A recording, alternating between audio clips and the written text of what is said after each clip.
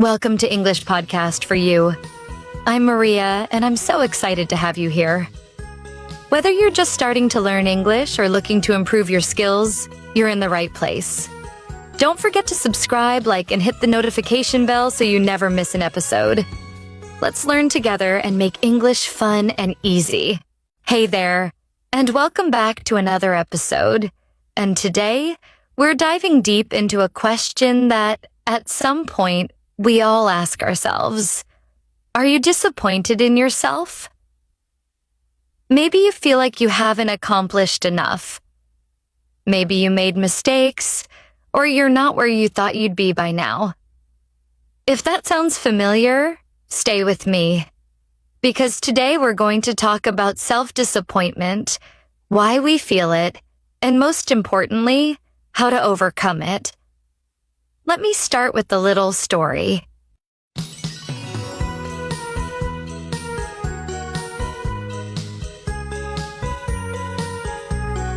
Daniel was 27 years old. Ever since he was a child, he had big dreams. He wanted to be an architect and design beautiful buildings. He imagined a future where he would create something meaningful, something that people would admire for years to come. But life didn't go as planned.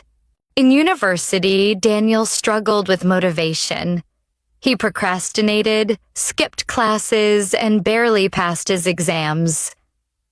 When he graduated, he found it hard to get a job, and eventually he settled for something completely unrelated to architecture, working as a cashier at a local supermarket. Every night as he lay in bed, he felt disappointed in himself. He scrolled through social media, watching his old classmates become successful. He kept telling himself, I should have tried harder. I should have done more. One day, an old friend, Alex, visited the supermarket. Alex had become a successful architect, just like Daniel had dreamed. Seeing his friend only made Daniel feel worse. Alex noticed the sadness in Daniel's eyes and asked, Hey, are you okay? Daniel sighed. Not really. I feel like I wasted my life. Alex smiled and said something that changed everything. It's never too late to start again. Those words stayed with Daniel. That night, he searched online for architecture courses, and instead of scrolling through social media, he watched tutorials and started learning again. A year later, he quit his job and applied for an internship in an architecture firm. It wasn't easy, but step by step, he rebuilt his dreams. Daniel's story is not unique. Many of us feel stuck because we believe we've wasted time. But why do we feel disappointed in ourselves? Let's talk about the reasons behind self-disappointment. First, comparing yourself to others.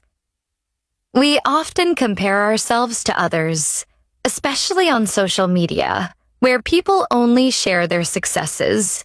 This can make us feel like we are behind or not good enough. Second, unrealistic expectations.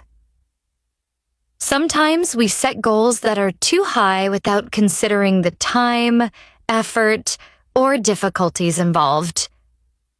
When we don't reach these expectations, we feel like we've failed. Third, focusing too much on the past. Regret can trap us. Instead of seeing past mistakes as lessons, we dwell on them, feeling like we've lost opportunities. Fourth, fear of failure. If we failed before, we might be too afraid to try again. This fear can make us feel stuck and disappointed in ourselves. Fifth, lack of progress. When we don't see immediate results, we feel like our efforts are useless. We forget that success takes time and patience. Now, let's talk about solutions. How can you move past self-disappointment? First, forgive yourself.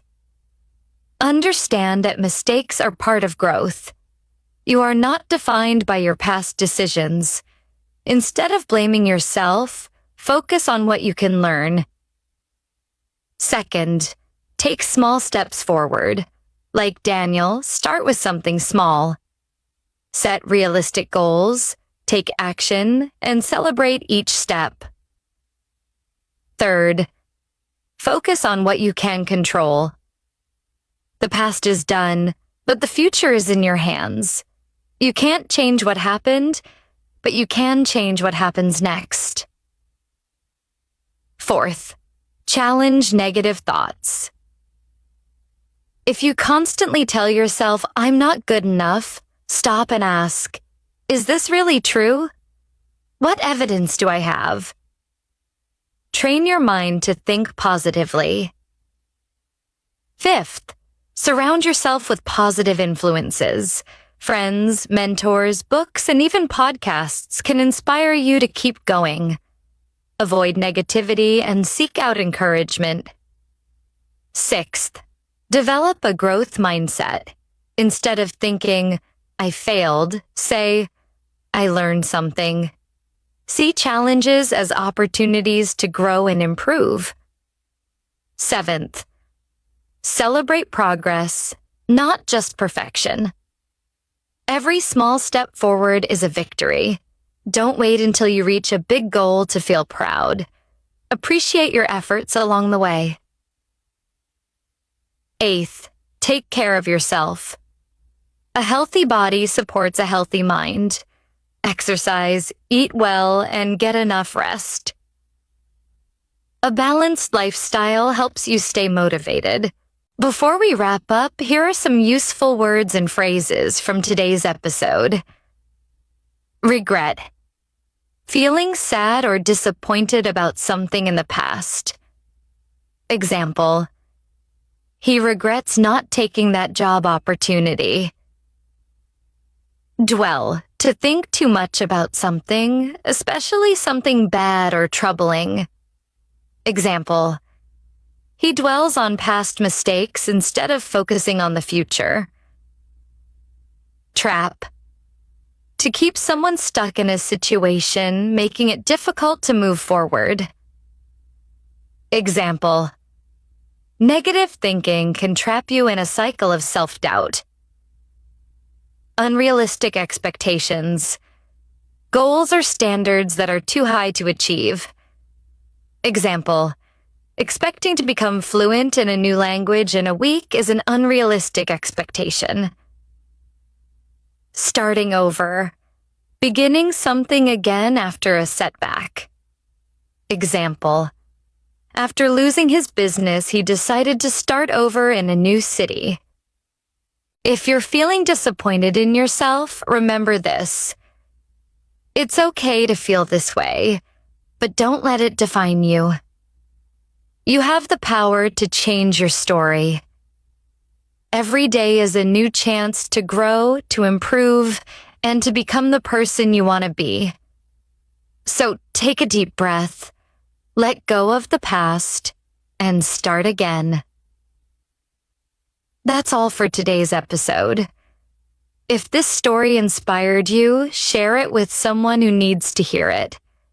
And don't forget to subscribe for more lessons and discussions to help you grow, not just in English, but in life.